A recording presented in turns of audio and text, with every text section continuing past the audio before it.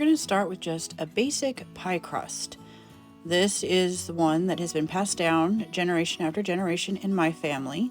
It just uses 4 ingredients: flour, butter, salt, and a little bit of water.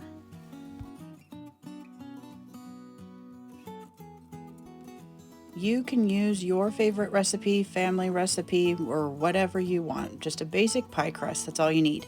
Just make sure you get it made enough time in advance so that it can chill in the fridge for at least 2 hours.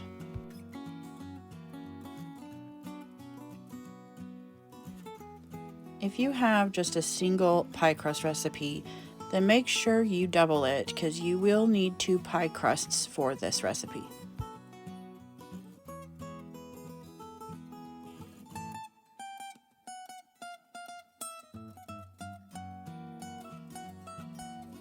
For the pie filling, we are going to need some already cooked chicken.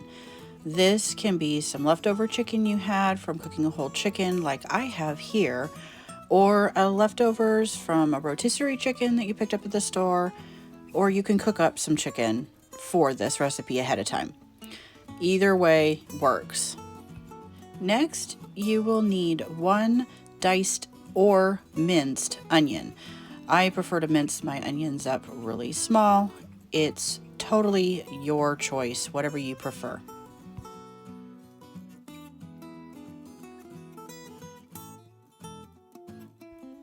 Now we're going to start melting about 6 tablespoons of butter in your Dutch oven or heavy bottom pot, whichever you have. Throw in your diced onion and let that cook until those run clear. Add in a 1/3 cup of all-purpose flour and mix thoroughly.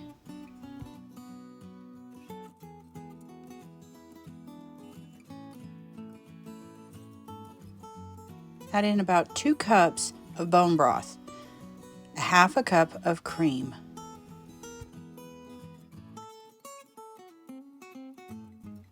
and don't forget to add your garlic in, like I almost did. Add in some black pepper to taste and some sea salt to taste.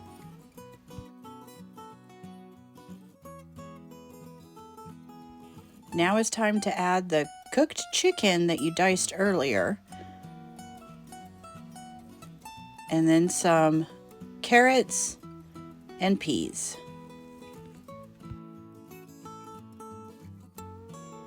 Now it's time to get those pie crusts out of the fridge and get your pie pan all greased up with some butter.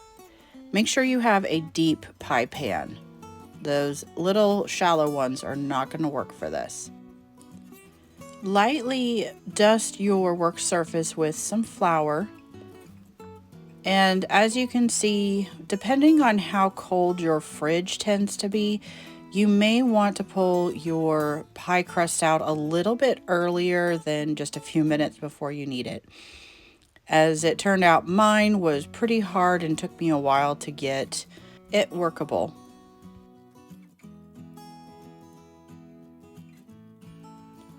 Now, pie crusts are truly an art form, and I haven't quite mastered that art form yet. Sometimes if I have a lot of time, I can really make my pies look really, really pretty. And other times, like today, it was for dinner that night. I just needed to get it done and have it edible. So don't feel like you have to have a beautiful Pinterest pie crust. Now we can pour in our pie filling. As you can see here, I had a little on the full side of the filling, but we just made it work. It was still very delicious.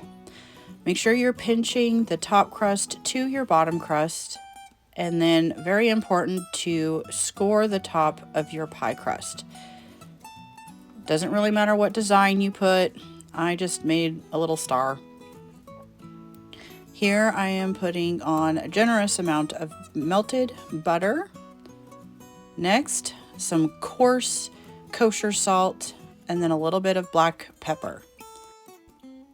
Bake in the oven at 425 for about 30 minutes. This time it got a little messy, but it was still very, very delicious. Oh, I wish you could smell it.